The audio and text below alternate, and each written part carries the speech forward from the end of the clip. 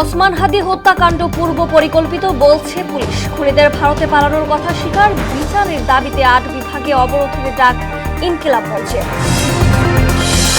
Tarique জায়মাকে voter করার সিদ্ধান্ত আজ। ঢাকা 17 আসনে লড়বেন বিএনপির ভারপ্রাপ্ত চেয়ারম্যান। মনোনয়ন দাখিলের শেষ দিন কাল। সংকটময় মুহূর্ত পার করছেন খালেদা জিয়া, জানালেন ডাক্তার জাহিদ। কেবিন থেকে সিসিইউতে স্থানান্তর।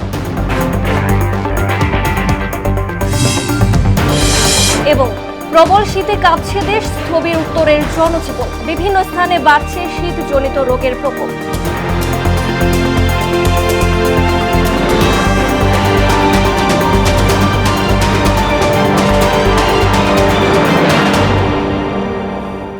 আসসালামু আলাইকুম, সবাইকে মোহনা সংবাদে স্বাগত। শুনছিলেন শিরোনাম, পুরো সংবাদের সঙ্গে আছে আমি রজনী রহমান।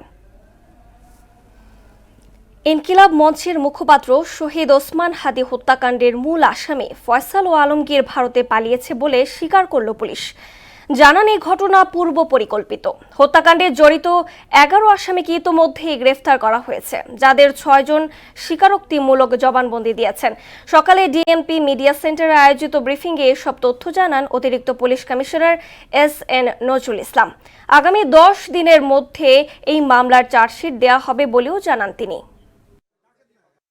তদন্তকালীন এ যাবৎ এ ঘটনা সংগঠনে পরিকল্পনায় অংশগ্রহণ, ঘটনায় ব্যবহৃত অস্ত্রগুলি লুকানোর সাথে জড়িত, ঘটনার মূল 2 হোতাকে পলায়নে সহায়তাকারী সহ মোট 11 জনকে আমরা গ্রেফতার করতে সক্ষম হয়েছি।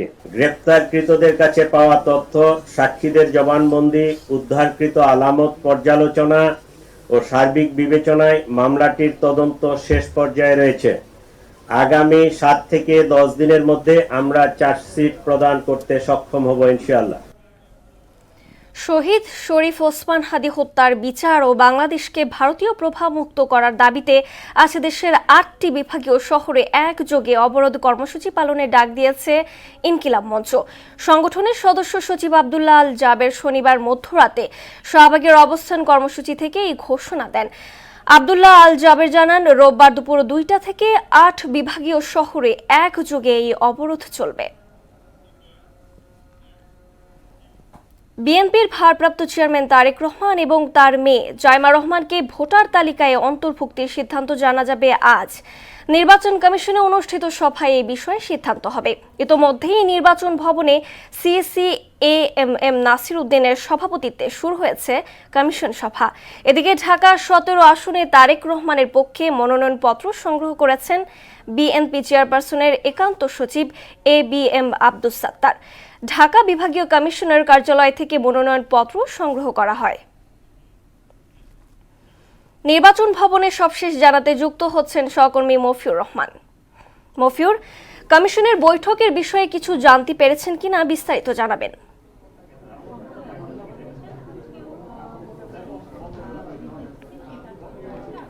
ধন্যবাদ রজনী। এই মুহূর্তে আমি আছি নির্বাচন কমিশন ভবনে। এখানে একটু আগে বিএনপির স্থায়ী কমিটির সদস্যরা এসেছেন। আপনি জানেন যে তারা এসেছেন মূলত গতকালকে তারেক রহমান যে এখানে জাতীয় পরিচয়পত্র নিবন্ধন করে গেছেন সেই বিষয়ে কথা বলতে এবং তিনি কোন আসন থেকে আসলে ভোটার হবেন সেই বিষয়টি নিশ্চিত হতেই তারা এখানে এসেছেন। আমরা আপনাকে আরেকটি বিষয় জানিয়ে রাখি যে এটি নির্ধারিত হবে কিছুক্ষণের মধ্যেই, যে নির্বাচন কমিশন যে সভা হবে সেই কমিশন সভায় এই বিষয়টি নির্ধারিত হবে। আমরা এখন অপেক্ষা করছি সেই সভার সিদ্ধান্তগুলো এসে আমাদেরকে নির্বাচন কমিশনের পক্ষ থেকে এখানে জানানো হবে, তখন আমরা এটি জানতে পারবো। আর বিএনপির যে স্থায়ী কমিটির সদস্যরা এসেছেন, তারা যে প্রধান নির্বাচন কমিশনের সাথে বৈঠক করছেন সেটিও তারা এসে আমাদেরকে জানাবেন যে বৈঠকে আসলে কি সিদ্ধান্ত হলো। সেই বৈঠকের সিদ্ধান্তের পরই আমরা আপনাদেরকে জানাতে পারবো যে এখানে সর্বশেষ কি সিদ্ধান্ত হলো। বিএনপির ভারপ্রাপ্ত চেয়ারপারসন তারেক রহমান কোন আসন থেকে আসলে ভোট দেবেন এবং তিনি কোন আসনে প্রতিদ্বন্দ্বিতা করবেন সেটিও পরে আমরা জানতে পারবো। আর এটিও আমরা বলতে পারি যে আগামীকালকে নির্বাচনের মনোনয়নপত্র জমা দেওয়ার শেষ দিন, এটিও আমরা জানতে পেরেছি। তো এই ছিল নির্বাচন কমিশন থেকে আমার কাছে সর্বশেষ তথ্য। রজনী।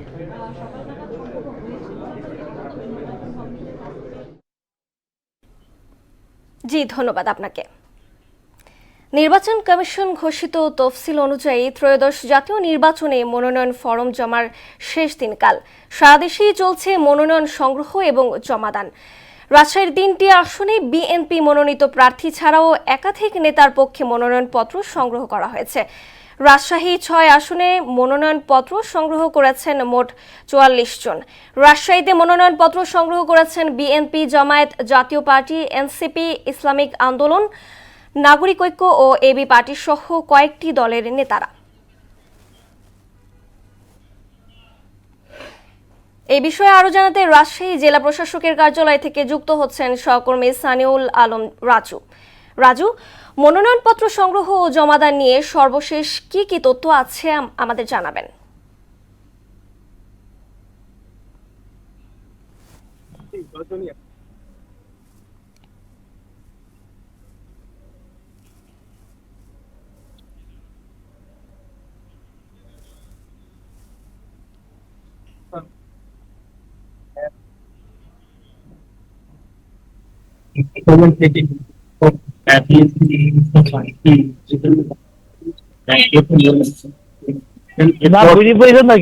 আমার সহ এটাই এখন তাহলে মানে আর জানা যাবে এই যাবত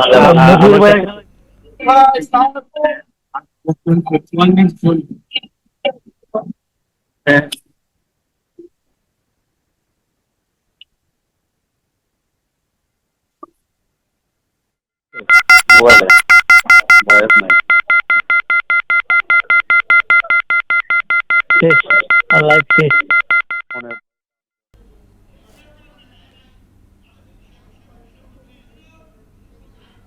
রাজু, আপনাকে ধন্যবাদ।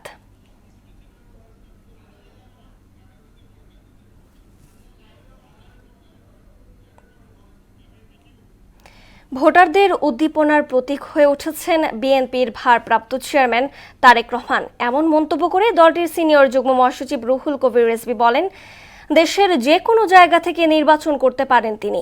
সকালে জাসাসের 47তম প্রতিষ্ঠা বার্ষিকী উপলক্ষে প্রয়াত রাষ্ট্রপতি জিয়াউর রহমানের সমাধিতে শ্রদ্ধা নিবেদন শেষে গণমাধ্যমের সঙ্গে কথা বলেন রিজভী। আধিপত্যবাদের কালো ছায়া দেশের স্বাধীনতা, সার্বভৌমত্ব নস্যাৎ করতে চায় উল্লেখ করে তিনি বলেন, সাংস্কৃতিক কর্মীরাই সব ষড়যন্ত্র নস্যাৎ করে দেবে। আজও আধিপত্যবাদের ছায়া বিস্তৃত আছে। আজও অনেকে চায় বাংলাদেশের সার্বভৌমত্ব, স্বাধীনতা এটিকে বিলীন করে দিতে, পাল্টা জাতীয় সংস্কৃতি গড়ে তোলে এবং যেটি আন্তর্জাতিকভাবে অভিনন্দিত হবে, আন্তর্জাতিকভাবে সুনাম হবে, সেই আমাদের সাংস্কৃতিক ব্যক্তিত্ব গড়ে তুলবে জাতীয়তাবাদী সামাজিক সাংস্কৃতিক সংগঠন। দেশের 26তম প্রধান বিচারপতি হিসেবে শপথ নিয়েছেন বিচারপতি জুবায়ের রহমান চৌধুরী। সকাল 10:30টায় রাষ্ট্রপতি মোহাম্মদ শাহাবুদ্দিন বঙ্গভবনে প্রধান বিচারপতি হিসেবে জুবায়ের রহমানকে শপথ বাক্য পাঠ করান। এ সময় উপস্থিত ছিলেন প্রধান উপদেষ্টা অধ্যাপক মোহাম্মদ ইউনুস। গত 20 ডিসেম্বর প্রধান বিচারপতি হিসেবে নিয়োগ দেওয়া হয় জুবায়ের রহমান চৌধুরীকে।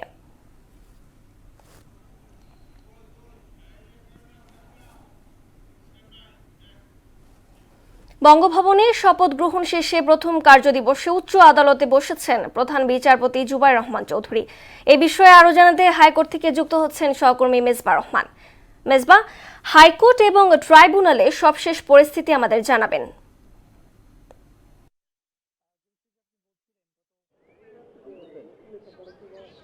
যে বিষয়টি আপনি বলছিলেন, গত 23 ডিসেম্বর রাষ্ট্রপতি মোহাম্মদ শাহাবুদ্দিন তিনি সংবিধানের 95(1) যে ক্ষমতা, যে ধারা রয়েছে সেই ধারা, অর্থাৎ তার ক্ষমতা বলে দেশের 26তম প্রধান বিচারপতি হিসাবে নিয়োগ দিয়েছেন জুবায়ের রহমানকে। আপিল বিভাগে তিনি বিচারপতি ছিলেন। আজকে সকাল 10:30টায় বঙ্গভবনে তার শপথ বাক্য পাঠ করিয়েছেন রাষ্ট্রপতি মোহাম্মদ শাহাবুদ্দিন। আমরা যতটুকু জেনেছি, সেই শপথ অনুষ্ঠানে প্রধান উপদেষ্টা ডক্টর মোহাম্মদ ইউনুস সহ তার উপদেষ্টা পরিষদের সদস্যরা উপস্থিত ছিলেন এবং তিনি অর্থাৎ জুবায়ের রহমান, তিনি যে প্রধান বিচারপতি, 26 দেশের প্রধান বিচারপতি, তিনি শপথ গ্রহণের পরেই কিন্তু আমরা দেখি সুপ্রিম কোর্টে এসেছেন। অর্থাৎ গণমাধ্যমের সঙ্গে কথা বলার একটা কথা থাকলেও ওটা ধরে নেওয়া হতো, তিনি কথা বলেননি। তবে তিনি তার কার্যালয়ে গিয়েছেন, অর্থাৎ আপিল বিভাগের যে অন্যান্য যে বিচারপতি রয়েছেন তাদের সঙ্গে তিনি কথা বলবেন, কিছু মত বিনিময় করবেন। এরপর যতটুকু শোনা গিয়েছে তিনি জাতীয় স্মৃতিসৌধে সাভারে যাবেন। অর্থাৎ এই ছিল আজকে বিচারপতি নিয়ে যে তথ্য আমার কাছে। এবং একই সঙ্গে একটু জানিয়ে রাখতে চাই, আজকে কিন্তু ট্রাইব্যুনালে আবু সাইদ হত্যা মামলার যে তদন্ত কর্মকর্তা তার জবানবন্দি চলছে। অর্থাৎ রংপুরের সেই আবু সাইদ, যে আবু সাইদকে হত্যার মধ্য দিয়ে জুলাই আন্দোলন বেগবাদ হয়েছিল, প্রথম শহীদ রংপুরের শিক্ষার্থী আবু সাইদ। এবং এই আবু সাইদের কিন্তু রংপুরের বেগম রোকেয়া বিশ্ববিদ্যালয়ের যে তিনি শিক্ষার্থী ছিলেন, এবং এই বিশ্ববিদ্যালয়ের সাবেক উপাচার্য সহ মোট 30 জন এই মামলার আসামি, যার মধ্যে যারা আটক করেছেন সেই আটককৃতদেরকে সকালবেলা ট্রাইব্যুনালে হাজির করা হয়েছে। এবং ট্রাইব্যুনাল 2-এ সাধারণত অন্যান্য দিন 3 সদস্যের ট্রাইব্যুনাল বসলো, আজকে ট্রাইব্যুনাল 2-এ 2 সদস্যের বিচারিক প্যানেলে এই সাক্ষ্য গ্রহণ চলছে। এই মামলায় যে তদন্ত কর্মকর্তা রয়েছেন রুহুল আমিন, তার দ্বিতীয় দিনের জেরা চলছে, অর্থাৎ জবানবন্দি চলছে। অর্থাৎ রুহুল আমিন তার তদন্ত চলাকালে কীভাবে তদন্ত, কোন কোন আলামত সংগ্রহ করেছেন, কোথায় গিয়েছেন, সেই পুরো বিষয়টি তিনি ট্রাইব্যুনালকে উপস্থাপন করছেন। এবং এরপরেই আসামি পক্ষে যারা আইনজীবী রয়েছেন, যারা পলাতক রয়েছেন, যারা আটক রয়েছেন, তাদের আইনজীবী এই যে তদন্ত কর্মকর্তা রুহুল আমিন তাকে জেরা করবে। এবং একই সঙ্গে জানিয়ে রাখতে চাই, মানবতা বিরোধী অপরাধ মামলায় আওয়ামী লীগের 7 জন হেভিওয়েট প্রার্থী, অর্থাৎ ওবায়দুল কাদের সহ বাহাদুর নাসিম সহ আরও 7 জন ছিলেন, তাদের বিরুদ্ধে একটি মামলা দায়ের করা হয়। সেই মামলায় আজকে ভিন্নভাবে শুধু ওবায়দুল কাদেরকে ট্রাইব্যুনালে উপস্থিত করার কথা থাকলেও তিনি যেহেতু উপস্থিত হননি, আমরা ধারণা করছি যে এরপরে অর্থাৎ পত্রিকায় বিজ্ঞপ্তি দেওয়া হতে পারে এবং যে প্রসিডিউর রয়েছে তার পক্ষে একজন রাষ্ট্রনিযুক্ত আইনজীবী নিয়োগ দেওয়া হতে পারে। এই প্রসিডিউরগুলো সম্পন্ন হতে পারে যতটুকু আমরা প্রসিকিউশন থেকে জানতে পেরেছি। এই ছিল আজকে আমার কাছে হাইকোর্ট এবং ট্রাইব্যুনাল থেকে সবশেষ। মেজবা, আপনাকে ধন্যবাদ। প্রবল শীতে কাঁপছে সারা দেশ, প্রচণ্ড ঠান্ডায় স্থবির উত্তরের জনজীবন। দিনের বেশিরভাগ সময়ই দেখা মিলছে না সূর্যের, রাতেও হেডলাইট জ্বালিয়ে চলছে যানবাহন। এদিকে দেশের বিভিন্ন স্থানে বাড়ছে শীতজনিত রোগের প্রকোপ। ঠান্ডায় শিশু ও বয়স্কদের বাড়তি যত্নের পরামর্শ চিকিৎসকদের। প্রতিনিধিদের তথ্যে তাসিন তারিনের রিপোর্ট।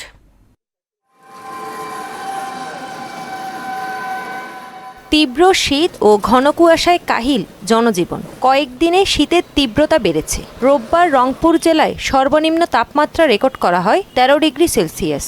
শীতের প্রকোপ বাড়ায় এই অঞ্চলে বেশি বিপাকে পড়েছেন ছিন্নমূল ও নিম্ন আয়ের মানুষ। প্রচুর ঠান্ডা, গাড়িতে আমাদের লোকজন ওঠে না, আমাদের গরিব মানুষের প্রচণ্ড অসুবিধা হয়ে গিয়েছে। শত কষ্ট ঠান্ডার মাঝেও তারা বের হয়েছে শুধু জীবিকার তাগিদে। কিস্তি দেওয়া লাগে, খাওয়া লাগে, বউ বাচ্চা আছে, মা আছে, বাপ আছে, কষ্টর দিকে তো বাইরে হওয়া লাগে। তাপমাত্রা কিছুটা বেশি থাকলেও সিরাজগঞ্জে অতি ঘন কুয়াশায় ঢাকা পড়েছে সড়ক মহাসড়ক। এতে হেডলাইট জ্বালিয়ে চলতে হচ্ছে যানবাহনগুলোকে। এদিকে ফেনীতে ঠান্ডাজনিত রোগে আক্রান্ত হচ্ছেন শিশু ও বয়স্করা। এই কারণে ভিড় বেড়েছে জেলার 250 শয্যা জেনারেল হাসপাতালে। সর্দি, কাশি, জ্বর, নিউমোনিয়া, শ্বাসকষ্ট ও ডায়রিয়া সহ নানা রোগ নিয়ে ভর্তি হচ্ছেন রোগীরা। লেবুনাজার দেওয়া হয়, না দিলে রোগী অসুস্থ হয়ে যায়। ঠান্ডা থেকে নিউমোনিয়া হয়ে গেছে আর কি, জ্বর কাশি এগুলো। বাচ্চার ডায়রিয়া 4-5 দিন দিয়ে ফার্মেসিতে ওষুধ খাওয়াইতেছে, কোনো কাজ করে না। বিশেষজ্ঞ চিকিৎসকদের মতে সচেতনতা ও সময় মতো চিকিৎসাই পারে ঠান্ডাজনিত রোগের ঝুঁকি কমাতে। ঠান্ডাতে যেন বাচ্চারা যেন এক্সপোজ না হয় সেটারও ব্যবস্থা করতে হবে। একই সাথে ঠান্ডা পড়ছে মনে করে বাচ্চাদের অতিরিক্ত গরম কাপড় পরে রাখার কারণেও কিন্তু অনেক সময় তাদের টেম্পারেচার বেড়ে গিয়ে অনেক সব ক্ষেত্রে হচ্ছে শ্বাসতন্ত্রের ঝুঁকি, সংক্রমণের ঝুঁকি বেড়ে যেতে পারে। তো এই কথাগুলো মাথায় রেখে যদি আমরা চলি তাহলে হয়তো আমাদের এই প্রাদুর্ভাব সমূহের সংখ্যা আমরা কমিয়ে রাখতে পারবো।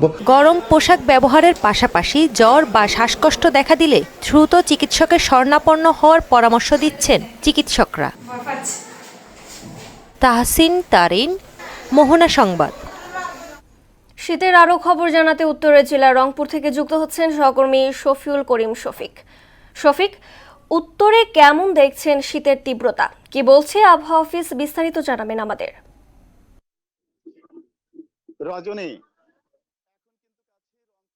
মেডিকেল কলেজ হাসপাতাল, এই জায়গাটিতে যদি আপনাকে বলি যে আজকে রংপুরের যে আবহাওয়া অফিসের যে আবহাওয়াবিদ মোহাম্মদ মুস্তাফিজুর রহমান, তিনি যেটি জানিয়েছেন যে রংপুরের সর্বনিম্ন তাপমাত্রা 13.0, সর্বোচ্চ 17.5 এবং আর্দ্রতা 99।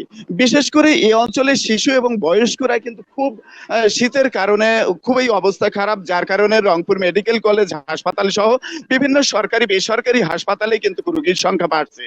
আর এই রংপুর মেডিকেল কলেজ হাসপাতালে বিভিন্ন রোগীর সুবিধা দেখার জন্য রংপুর মেডিকেলের পরিচালক ব্রিগেডিয়ার জেনারেল মোহাম্মদ আশিকুর রহমান মহোদয় আছেন। আমরা তার কাছে জানবো শীতের কারণে কি কি ব্যবস্থা নিয়েছেন, একটু জানতে চাই।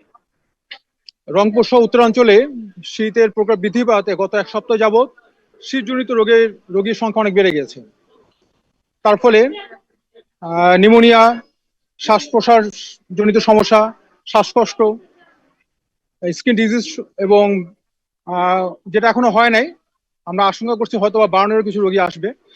তো এই রোগীগুলো অলরেডি আসা শুরু হয়েছে এবং বেশিরভাগই হলো বৃদ্ধ, বয়োবৃদ্ধ এবং শিশু।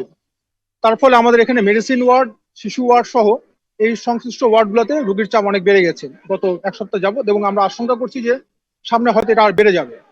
প্রতিবার শীত মৌসুমে আসলে এই সমস্যাটা হয়। তা আমরা এই জন্য এখন এই মুহূর্তে আমাদের যে বেড সংখ্যা আছে তার প্রায় দ্বিগুণেরও বেশি, প্রায় 2.5 গুণের মতো রোগী এখানে ধারণ হচ্ছে। তো আমরা এই জন্য এই ওয়ার্ডগুলোতে অধিক সংখ্যক আমাদের যে ডক্টর এবং নার্সিং অ্যাসিস্ট্যান্ট এবং অন্য যারা আছেন তাদেরকে আমরা এখানে সংযুক্ত করা হয়েছে, যার ফলে রোগীর চাপটাকে যেন আমরা মিটিগেট করে যাতে আমরা ট্রিটমেন্টটা কন্টিনিউ করে যেতে পারি। এবং আশঙ্কা যেটা হবে যে হয়তোবা এখনো যেটা আসে নাই, সামনে হয়তো বার্নে যে শীতের রোদ পোহাতে গিয়ে বার্নের হয়তো পেশেন্ট এখানে আসতে সম্ভাবনা থাকবে। ধন্যবাদ আপনাকে। এতক্ষণ কিন্তু আপনি শুনলেন যে রংপুর মেডিকেল কলেজ হাসপাতালে কিন্তু রোগীর সংখ্যা হু হু করে বাড়ছে এবং ধারণ সংখ্যাটা অনেকটাই বেড়ে গেছে, যার কারণে রংপুর মেডিকেল কলেজ হাসপাতালের পরিচালক সহ ডাক্তার, নার্স এবং স্বাস্থ্য সংশ্লিষ্ট যারা আছে তারা কিন্তু প্রত্যেকেই এই সেবাগুলো নিয়ে কিন্তু বৃদ্ধি করতেছে। আরেকটি বিষয় বলতে চাই যে এখানে কিন্তু রোগীর সংখ্যাও বাড়ছে। এই ছিল রংপুর থেকে তীব্র শীত আর ঘন কুয়াশার সর্বশেষ তথ্য। জি, ধন্যবাদ শফিক আপনাকে। রাজধানীর এভারকেয়ার হাসপাতালে চিকিৎসাধীন বিএনপি চেয়ারপারসন বেগম খালেদা জিয়ার অবস্থা অত্যন্ত জটিল। তিনি সংকটময় মুহূর্ত পার করছেন বলে জানিয়েছেন তার চিকিৎসক বিএনপির স্থায়ী কমিটির সদস্য ডক্টর AZM জাহিদ হোসেন। শনিবার মধ্যরাতে রাজধানীর এভারকেয়ার হাসপাতালের সামনে ব্রিফ করেন তিনি। স্বাস্থ্যের ক্রমাগত অবনতির কারণে খালেদা জিয়াকে কেবিন থেকে সিসিইউ এবং সেখান থেকে পরবর্তীতে আইসিইউতে নেওয়া হয় বলেও জানান ডক্টর AZM জাহিদ হোসেন। শারীরিক অবস্থার বেশ অবনতি হয়েছিল। অবনতি হওয়ার কারণেই উনি কেবিন থেকে সিসিইউ থেকে আইসিইউতে আছেন এবং আইসিইউতে উনি চিকিৎসাধীন আছেন। আর স্বাভাবিকভাবেই ওনার শারীরিক অবস্থার উন্নতি হয়েছে এ কথা বলা যাবে না, কিন্তু ওনার অবস্থার অত্যন্ত জটিল এবং উনি একটা সংকটময় মুহূর্ত পার করছেন। জয়পুরহাটের 5 বিবি উপজেলার গোনাপাড়া পূর্ব উচনা সীমান্তে আন্তর্জাতিক আইন লঙ্ঘন করে কাঁটা তারের বেড়া দেওয়ার চেষ্টা করছে ভারতীয় সীমান্তরক্ষী বাহিনী BSF। বিজিবির বাধায় কিছুদিন বন্ধ থাকলেও রোববার ভোর থেকে আবারও BSF বেড়া দেওয়ার চেষ্টা করলে ব্যাপক উত্তেজনা তৈরি হয়। বিজিবি BSF উভয় বাহিনী সীমান্তে অতিরিক্ত টহল জোরদার করেছে। এর আগেও 2বার সীমান্তের ওই জায়গায় কাঁটা তারের বেড়া দেওয়ার চেষ্টা করেছিল BSF। জয়পুরহাট 20 বিজিবি ব্যাটালিয়নের পক্ষ থেকে জানানো হয় পতাকা বৈঠকের মাধ্যমে সীমান্তে অবৈধভাবে তার কাটার বিষয়টি সমাধান করা হবে। আন্তর্জাতিক প্রসঙ্গ, ট্রাম্প জেলেনস্কি বৈঠকের ঠিক আগ মুহূর্তে ইউক্রেনের রাজধানী কিয়েভে ব্যাপক ক্ষেপণাস্ত্র ও ড্রোন হামলা চালিয়েছে রাশিয়া। শনিবার ভোর থেকে চালানো এই হামলায় অন্তত 1 জন নারী নিহত এবং 22 জন আহত হয়েছেন। আহতদের মধ্যে 2 শিশুও রয়েছে। হামলার ফলে রাজধানীর একাধিক এলাকায় বিদ্যুৎ বিচ্ছিন্ন হয়ে পড়েছে। এদিকে যুক্তরাষ্ট্রের অনুমোদন ছাড়া ইউক্রেনের শান্তির জন্য কোনো চুক্তি হবে না বলে জানিয়েছেন ডোনাল্ড ট্রাম্প। বিস্তারিত মনিরুল ইসলামের ডেস্ক রিপোর্টে। ভোরের নীরবতা ভেঙে একের পর এক বিস্ফোরণে কেঁপে ওঠে কিয়েভ। আবাসিক এলাকা লক্ষ্য করে ছোড়া হয় ক্ষেপণাস্ত্র ও ড্রোন। আতঙ্কে নিরাপদ আশ্রয়কেন্দ্রে ছুটে যান সাধারণ মানুষ। কিয়েভের মেয়র ভিটালি ক্লিসকো জানান, ইউক্রেনের বিমান প্রতিরক্ষা ব্যবস্থা দ্রুত সক্রিয় হয়ে আকাশেই বেশ কটি ক্ষেপণাস্ত্র ও ড্রোন ভূপাতিত করেছে। নাগরিকদের নিরাপদ আশ্রয়ে থাকার নির্দেশ দেওয়া হয়েছে। হামলায় এক নারী নিহত হয়েছেন, আহত অন্তত 22 জন। স্থানীয় প্রশাসনের তথ্য অনুযায়ী নিহত 47 বছর বয়সী ওই নারী আবাসিক ভবনে হামলার শিকার হন। আহতদের বিভিন্ন হাসপাতালে চিকিৎসা দেওয়া হচ্ছে। ক্ষতিগ্রস্ত এলাকায় উদ্ধার কাজ চলছে। 2022 সালে যুদ্ধ শুরুর পর কিয়েভে এটি অন্যতম ভয়াবহ হামলা বলে দাবি করছে আন্তর্জাতিক গণমাধ্যম। এদিকে রোববার মার্কিন প্রেসিডেন্ট ডোনাল্ড ট্রাম্পের সঙ্গে বৈঠকে বসছেন ইউক্রেনের প্রেসিডেন্ট ভলোদিমির জেলেনস্কি। যুদ্ধবন্ধে এই বৈঠক কতটা কার্যকর হবে তা নিয়ে তৈরি হয়েছে নতুন করে জল্পনা। রাশিয়া ইউক্রেন যুদ্ধ থামাতে সমঝোতার বিষয়ে ওয়াশিংটনের অনুমোদনই চূড়ান্ত উল্লেখ করে মার্কিন প্রেসিডেন্ট ডোনাল্ড ট্রাম্প বলেন, যুক্তরাষ্ট্রের অনুমোদন ছাড়া ইউক্রেনে শান্তির জন্য কোনো চুক্তি হবে না। মনিরুল ইসলাম, মোহনা সংবাদ।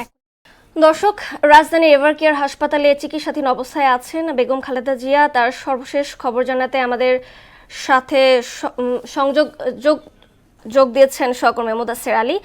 মুদাসসির, বেগম খালেদা জিয়ার শারীরিক অবস্থার সবশেষ কি তথ্য আছে, বিস্তারিত জানাবেন আমাদের।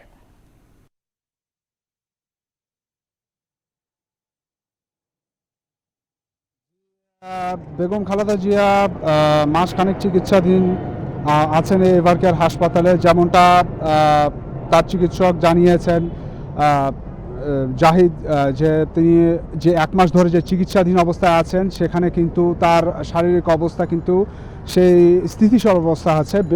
মূলত হচ্ছে তিনি যে চিকিৎসা নিয়েছেন সেই চিকিৎসাতে আসলে তার আপনি যেমনটা জানানো হয়েছে যে তাকে ডায়ালাইসিস করানো হয়, এছাড়া পাশাপাশি কিন্তু তার লিভার ফুসফুসজনিত কিন্তু তার সমস্যা আছে। মূলত হচ্ছে তাকে যে চিকিৎসাটা দেওয়া হয়েছে সেই চিকিৎসাটা মূলত হচ্ছে তার যে ক্ষয়, যে শারীরিক যে জটিলতা, সেই জটিলতা যেন আরও গভীর না হয় সেটার জন্য কিন্তু চেষ্টা করা হয়েছে। কিন্তু যে ক্ষয়টি তার শরীরে হয়ে গেছে সেটি কিন্তু রিকভার করা সম্ভব হয়নি, এবং এই যে রিকভার করা সম্ভব হয়নি তার কারণে কিন্তু তার যে অবস্থার যে একটি সার্বিক যে উন্নয়ন, যে সে যে পুরোপুরি সুস্থ হয়ে উঠবে, সেই সুস্থ হয়ে ওঠাটা কিন্তু এখনও পুরোপুরি সম্ভব হয়নি। আরেকটি বিষয় হচ্ছে যে তার জটিলতা যেন আরও জটিল পরিস্থিতিতে না হয় তার শারীরিক অবস্থা, সেটার জন্য কিন্তু মোটামুটি চেষ্টা করা হয়েছে, এবং সেই জটিল পরিস্থিতি কিন্তু এখনও আরও বেশি জটিল না হয় সেটার কারণেই কিন্তু মূলত তাকে এখনও এই হাসপাতালে রাখা হচ্ছে, এবং তিনি কিন্তু মোটামুটি এখন একটি অবস্থানে আছেন যেখানে তিনি কিন্তু সাড়া দিচ্ছেন, কিন্তু তার পুরোপুরি সুস্থ কিংবা হাঁটা চলার মতো করার অবস্থা কিন্তু তার এখনও হয়ে ওঠেনি। এদিকে কিন্তু তার যে ক্ষয়টা হয়েছে, যে শারীরিক যে জটিলতা, সেই জটিলতা যে তার লিভার ফুসফুস এবং তার যে কিডনি যে অবস্থান, সে অবস্থান কিন্তু যে জটিলতা এখন রয়ে গেছে সেটি কিন্তু এখনও পুরোপুরি সুস্থ হয়ে ওঠেনি, এবং সেটি কিন্তু আর রিকভার করা সম্ভব না যে ক্ষয়টি তার হয়ে গেছে। মূলত হচ্ছে তিনি যে দীর্ঘদিন যাবৎ অসুস্থ হয়েছেন এবং যে যা ক্ষতি হওয়ার, সে ক্ষতিটা কিন্তু এখন আর আগের মতো পুষিয়ে নেওয়া যাবে না। তো রাজধানীর এভারকেয়ার হাসপাতাল থেকে এই ছিল আমার কাছে পাওয়া তথ্য। জি, ধন্যবাদ মুদাসসির আপনাকে। শেষ করব মোহনা সংবাদে যাবার আগে শিরোনামগুলো আরো একবার।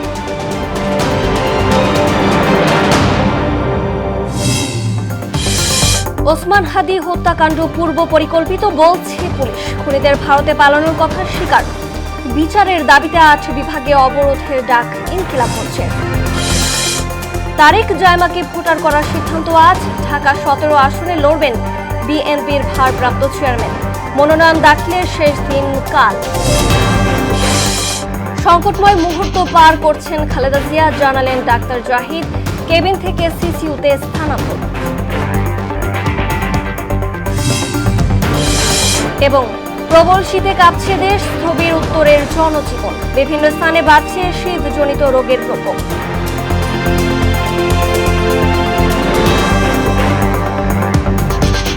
এই ছিল মোহনা সংবাদে। পরবর্তী সংবাদ বিকেল 5:30টায়। এর আগে বিকেল 3টায় দেখবেন সংবাদ এক নজরে। মোহনার সবশেষ খবর জানতে ভিজিট করুন www.mohana.tv। সংবাদ দেখতে পারেন ফেসবুক, ইউটিউবেও। এতক্ষণ সঙ্গে থাকার জন্য ধন্যবাদ সবাইকে।